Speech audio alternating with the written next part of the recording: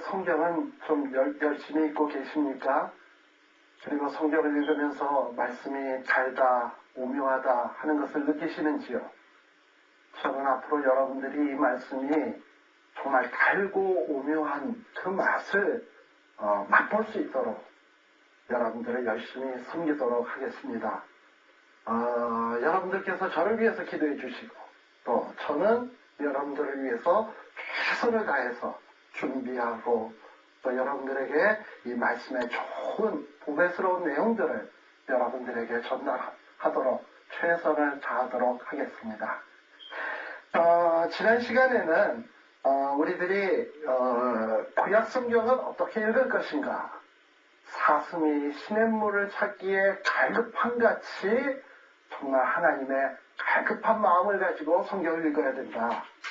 그리고 정말 하나님의 도우심을 사모하면서, 성령님의 도우심을 사모하면서 또 정말 하나님이 좋은 말씀의 종들을 만나게 해주시도록 기도하는 마음으로 여러분들이 성경을 읽을 때 정말 하나님께서 좋은 결과를 주실 것이다 라는 말씀을 드렸습니다. 근데 오늘은 구약 성경을 어떻게 읽을 것인가에 대한 또 한 가지 이야기로 여러분들에게 말씀을 드리려고 하는데, 우리가 구약 성경을 제대로 읽으려면 그 구약 성경의 특성을 제대로 알고 읽을 때에 그 구약 성경의 그 풍성한 내용들을 내 것으로 가질 수가 있습니다. 여러분들 그 손자병법에 나오는 이야기를 아시죠? 적과 싸울 때 적도 알고 나도 알면 백전백승이지만 나는 알고 적을 모르면 그건 무승부가 되겠죠? 그러나 적도 모르고 나도 모르면 그건 백전백패예요.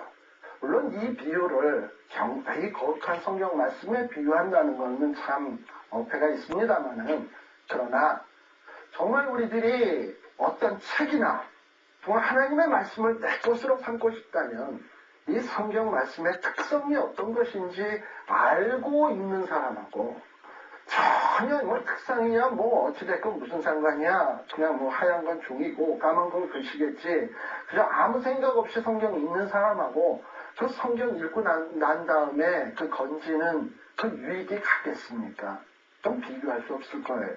그래서 성경을 잘 읽으려면 이 성경의 특성이 무엇인지 하는 것을 우리들이 잘 알 필요가 있습니다. 그래서 오늘 이 시간에는 과연 구약 성경은 어떤 책인가 하는 이야기를 말씀드리도록 하겠습니다. 이 구약 성경은 유대인들이 구분하는 방식하고, 그리고 유대인들이 구분하는 방식하고 기독교인들이 분류하는 방식이 다르게 나타나고 있습니다. 이 구약 성경을 유대인들은 분류하기를 크게 3구분, 3구분으로 나누어서 보고 있습니다. 그래서 첫 부분은 우리와 같아요. 율법서, 히브리어로는 토라라고 이야기를 하는데 5권이 있죠. 율법서에 해당하는 게 창세기, 출애굽기, 레위기, 민수기, 신명기가 있습니다. 그리고 우리와 조금 다른 부분이 있는데, 유대인들은 예언서, 우리식으로 얘기하면 선지서가 있는데 선지서를 8권으로 구분을 하고 있습니다. 그래서 전기 예언서, 전기 선지서가 4권이 있는데요. 희한하게 우리가 보통 역사의 책이라고 구분하는 책들을 유대인들은 그것을 예언서, 선지서에 분류하고 있다는 거예요. 그럼 그게 도대체 무슨 책들이냐? 첫 번째는 여호수아, 그리고 사사기, 그리고 사무엘이 있는데 사무엘 상하가 있죠. 근데 이 유대인은 사무엘 상하를 한 권으로 묶습니다. 그리고 또 열왕기가 있죠. 열왕기도 역시 상하가 있는데 유대인들은 열왕기를 한 권으로 이렇게 보고 있습니다. 그러다 보니 여호수아, 사사기, 사무엘, 열왕기 하면 4권이 되죠. 4권. 4권을 전기 예언서라고 하고, 그 다음에 후기 예언서로 4권이 있는데, 이 후기 예언서는 우리가 생각하는 선지서와 똑같아요. 이사야, 예레미야, 에스겔, 그리고 소선지서 해서 역시 4권으로 분류하고 있습니다. 소선지서 안에는 많은 선지서가 있는데 소선지서를 한 권으로 보는 게 참 희한하죠. 사실 소선지서 안에는 호세아, 요엘, 아모스, 오바댜, 요나, 미가, 나훔, 하박국, 스바냐, 학개, 스가랴, 말라기 12권의 책이 있습니다. 근데 이스라엘 사람들이 이 두루마기로 이렇게 권으로 이렇게 책으로 이렇게 묶을 때는 이 분량이 돼서 이게 한 권의 분량인가, 한 권의 분량이 안 되나 해서 한 권, 두 권, 세 권, 네 권 이런 식으로 분류를 합니다. 그러다 보니 여러분들 잘 알다시피 이사야서 66장까지 있어요. 굉장히 분량이 많죠. 에스겔서도 분량이 많아요. 그리고 또 뿐만 아니라 예레미야 역시 분량이 많습니다. 그래서 그런 것들은 각각 다 한 권으로 이렇게 분류를 했어요. 근데 소리영서는 오바댜 같은 경우에는 한 장밖에 안 되고, 그리고 뭐 요엘서라 그래봐야 넉 장밖에 안 되고, 그래서 이런 조그만 소선지서에 있는 것들을 다 모아서 한 권으로 만들었습니다. 그래서 한 권 해서 이사야, 예레미야, 에스겔, 소선지서 합해서 후기 연서로 네 권으로 분류를 하고 있습니다. 그리고 또 유대인들은 또 구약성경 가운데 세 번째 부분으로 성문서, 우리 영어로는 writings라고 얘기하죠. 히브리어로는 케투빔이라고 얘기하는 건데 11권이 있습니다. 11권에는 시가서가 3권이 있는데 시편이 있고 잠언이 있고 욥기가 있고요. 그 다음에 성문서 집안에는 또 5 두루마기가 있는데 아가서, 룻기, 전도서, 에가서, 에스더서가 있고, 또 성문서 안에는 역사서로서 3권이 있는데 다니엘, 에스라, 느헤미야, 역대기 뭐 이렇게 있습니다. 근데 우리는 유대인이 아니지 않습니까? 그래서 뭐 유대인의 분류 방식은 이렇게 한다 하더라도 이 시간에는 뭐 유대인들이 왜 이렇게 분류를 하고 있냐 하는 얘기는 길게 안 하려고 생각을 합니다. 그런데 우리 기독교의 분류 방식은 이 유대인들하고는 많이 다릅니다. 우리가 보통 지금 이 구약 성경을 몇 권이라고 얘기하죠? 39권. 39, 27에서 구약 39, 그 다음에 신약이 27권, 뭐 이렇게 이야기를 합니다. 근데 오늘날 우리가 갖고 있는 구약 39권은 어디에서 이렇게 본받아서 39권이 되어진 것이냐 하면은 초대교회 때 제자들이 또 우리 초대 사도들이 주로 많이 사용했던 70인경의 구약 성경의 분류 방식을 따라서 오늘날 우리가 갖고 있는 기독교 성경의 그 분류 방식이 되었고 순서가 되어졌습니다. 그래서 우리의 분류 방식을 볼 것 같으면 첫 번째 뭐가 있습니까? 모세 오경이 있고 모세 오경, 그리고 두 번째로는 역사서로 유대인들이 전선지서, 뭐 전기 예언서로 분류하는 여호수아서에서부터 시작해서 사사기, 룻기, 사무엘상하, 사사기, 룻기, 사무엘상하 쭉 나가서 에스라, 느헤미야, 에스더까지를 우리는 역사서로 분류하고 있고요. 그 다음에 세 번째 파트로서는 시서, 그래서 시서 안에는 예배에 부르는 예배의 시가 있고, 그리고 그 다음에 지혜의 시, 그래서 욥기, 잠언, 전도서, 아가서가 있습니다. 그리고 마지막 부분으로 선지서가 있는데 선지서 안에는 우리가 분량을 따져서 분량이 많은 어떤 이사야라든지 예레미야라든지 에스겔 같은 거를 대선지서로 묻고, 그리고 또 아까 호세아에서부터 말라기까지 그 부분, 양이 적은 부분을 소선지서 해가지고 대선지, 소선지를 합해서 선지서로 분류를 하고 있습니다.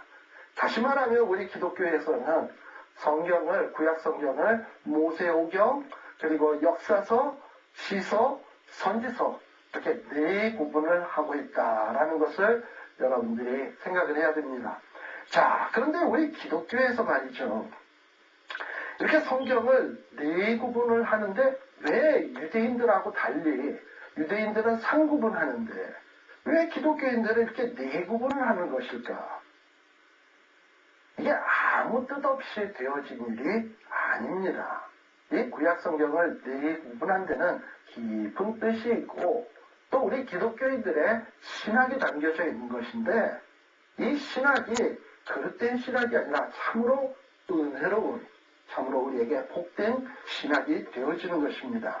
그래서 여러분들 그 도표에 보시면 알겠습니다만은 그 오경이라고 하는 책은 어떻게 보면 우리 하나님의 백성들, 또 이스라엘 백성들에게 있어서는 그 믿음의 기원과 같은 그런 책입니다. 믿음의 기원과 같은 책. 자, 보세요. 창세기는 온 우주 만물의 기원을 얘기해 주지 않습니까? 또 인류의 기원, 죄의 기원, 많은 기원에 대한 이야기들이 창세기에는 등장합니다. 또 그런데 출애굽기는 또 어떤 기초냐, 어떤 기원이냐, 이스라엘 백성이 어떤 국가로서의 이스라엘 백성으로 출발하게 되는 시점은 바로 출애굽기서부터예요. 그래서 이스라엘의 기원을 얘기할 때 출애굽기를 말할 수밖에 없습니다. 그런데 이렇게 은혜로 구원받은 이스라엘 백성들이 또 하나님 앞에 예배해야 될 거 아니에요? 근데 그 예배에 대한 기원에 대해서 기록해 줄 책이 뭡니까? 어떻게 예배 드릴 것인가? 진정한 예배란 무엇인가? 예배 드리기 위해서 우리가 무엇을 어떻게 준비해야 될 것인가? 가르쳐주는 책이 레위기 아니겠습니까? 따라서 이스라엘 백성들에게 있어서 레위기는 하나 기원과 같은, 초석과 같은 그런 책이었어요. 그런데 불행하게도 처음에 이렇게 율법을 받고 시내산에서 교육을 받았던 1세대 사람들은 즉 가데스 바네아에서 정탐꾼을 파송하고 돌아온 다음에 정말 불신앙적인 그들의 보고를 받고 낙심하고 모세를 원망하다가 그만 하나님이 그들에게 심판의 메시지를 선포하죠. 너희 중에 출애굽을 할 때 20세 이상 되었던 자는 한 사람도 빠짐없이 다 광야에서 엎드려 죽으리라 했습니다.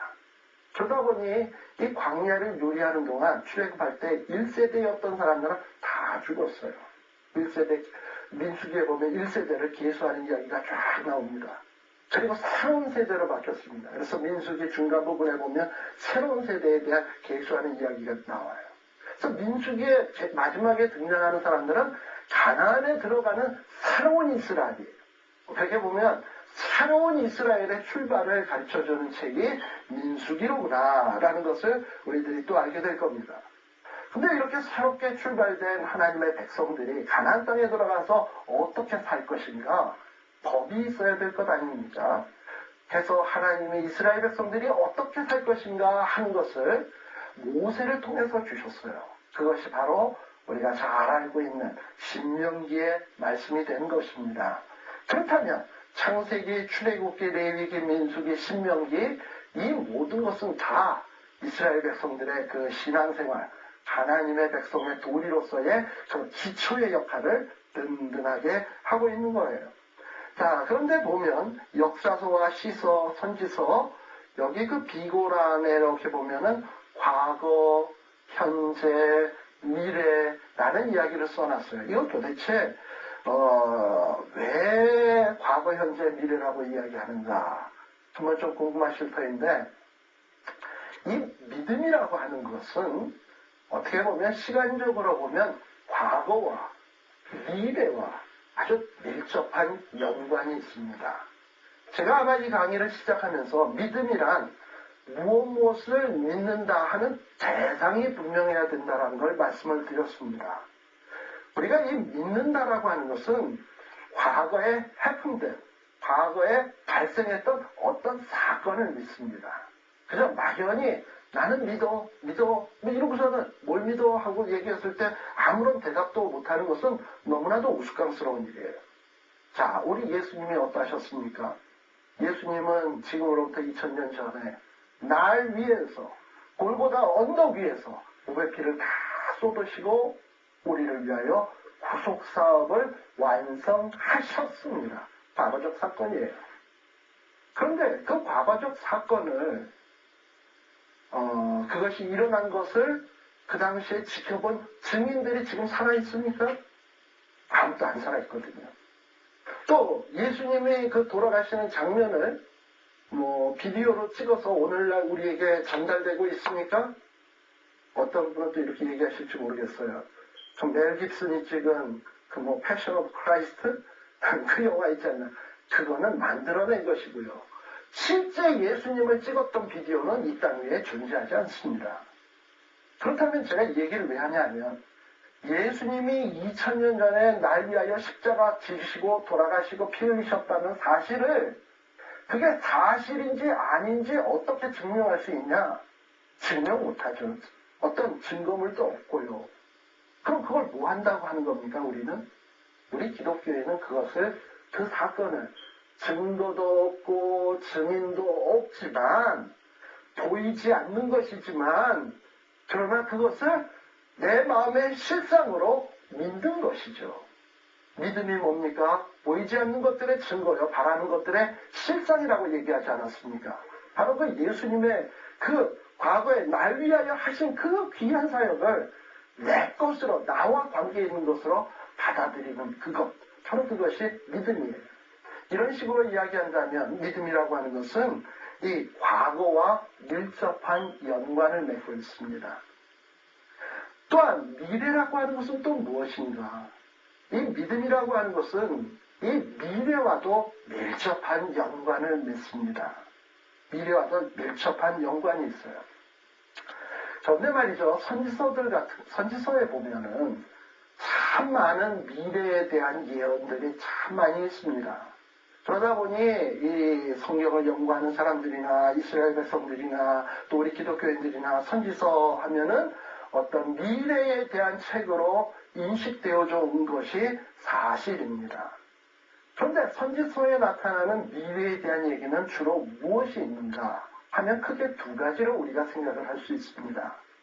선지서에 나타나는 그 미래에 대한 얘기는 첫 번째 그 내용이 심판에 대한 것입니다. 이스라엘 백성들이 하나님 앞에 범죄하고 그릇된 길로 자꾸 건너가게 되면 하나님께서 너희를 심판하실 것이다. 너희를 막대기로 치실 것이다.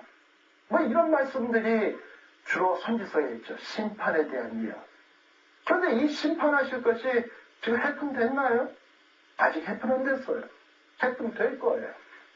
그런데 앞으로 심판하실 것인지 안 할 것인지 그걸 누가 증명할 수 있는 사람이 있나요? 해품도 안 됐는데 아무도 증명할 수 있는 사람은 없죠. 그러나 믿음의 사람들은 하나님이 그렇게 말씀하셨으니 지금 아직 우리들이 보지 못하고 체험은 못했지만 하나님이 그렇게 말씀하셨으니 실상으로 증거로 받아들이고 믿는다 이 말이죠. 이것이 바로 미래에 대한 믿음인 것입니다. 또한 선지서 안에는 그럼 심판의 메시지만 있냐? 미래에 대한 것이? 아니죠. 미래에 대한 것에 보면 심판의 메시지만 있는 것이 아니라 또한 소망의 메시지도 있습니다. 왜 우리 하나님께서 이런 소망의 메시지를 선지자들을 통해서 이렇게 증거케 하셨냐? 사실요, 여러분들에게 한번 자신에게 한번 물어보십시오. 너 죄인이지? 아니야 라고 얘기할 수 있는 사람이 얼마나 되겠습니까? 죄인이지? 가만히 생각해보면 죄인이다라고 우리는 인정할 수밖에 없어요. 사도 바울 선생님이 뭐라고 얘기했습니까? 나는 죄인 중에 괴수라. 나는 죄인 중에 괴수라. 자, 바울 선생님처럼 그렇게 훌륭한 분이 죄인 중에 괴수라 그랬으면 우리는 괴수 중에 괴수라. 또 바울 선생님이 또 뭐라고 얘기했냐면 나는 사도 중에서 가장 적은 자라 라고 얘기했어요. 그렇다면 우리는 적은 자 중에 적은 자 그것밖에 안 되잖아요. 그러니 우리가 어찌 죄인이라 그러는 데 있어서 부정할 수가 있겠습니까? 그런데요, 사람이 자기가 죄인이다. 나는 죽어마땅하다. 심판받아 마땅하다. 심판받아 마땅하다. 자꾸 이런 식으로만 생각하다 보면 소망을 잃어버리고 꿈을 잃어버리고 뭐 나 같은 놈이 뭘 해?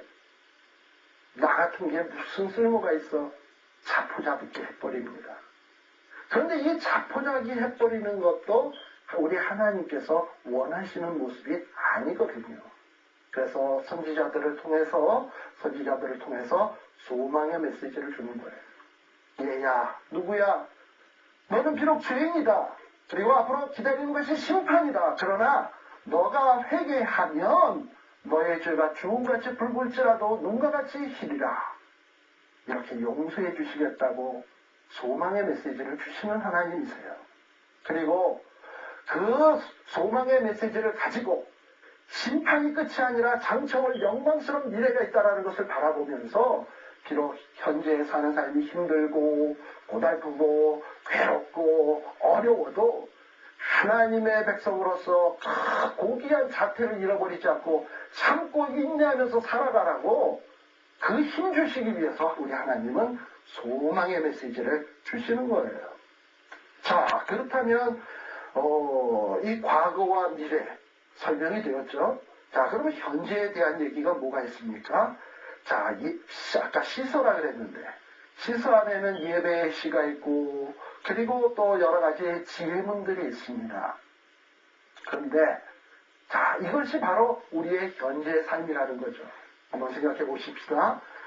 우리 예수님이 날 위하여 십자가 지셨다는 그 사실을 믿는다면, 정말 그 사실을 믿고 내 것으로 받아들인다면 현재를 사는 나의 입술에 무엇이 있어야 됩니까?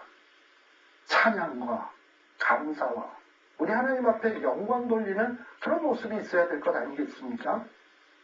그렇죠. 그래서 진정으로 과거에 우리 하나님께서 우리를 향하여 베푸신 그 은혜를 믿는 사람은 진정한 찬송과 감사를 할 수밖에 없습니다. 그리고 과거에 하나님이 나를 어려운 가운데서 건져주시고 그리고 보호해주시고 이끌어주신 것을 체험하고 믿은 사람은 내가 지금 어려운 가운데 있다 이 말이죠. 어려운 가운데 있을 때 하나님 이전에 나를 구해주지 않았습니까? 지금도 나를 구해주십시오. 하나님 앞에 탄원하고 간절히 기도하는 기도를 할 수 있습니다. 바로 그런 기도들을 모아놓은 것이 시편이에요. 그러므로 시편은 오늘날 현재를 사는 믿음을 대변해주는 책이라 할 수 있습니다. 또 미래에 대해서도 우리가 생각할 수 있죠. 자, 미래에 장차 심판이 있을 것이다 하면은 사람들이 자기의 죄가 있는 사람 하나님 내가 이 상태로 있다가는 나는 심판받고 멸망할 수밖에 없는데 주여 내 죄를 회개하나이다 자복하는 통회의 시 같은 것이 시편에 있지 않습니까?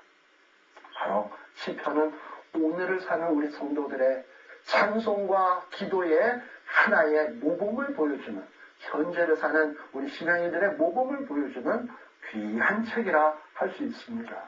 또한 지혜서는 어떻습니까?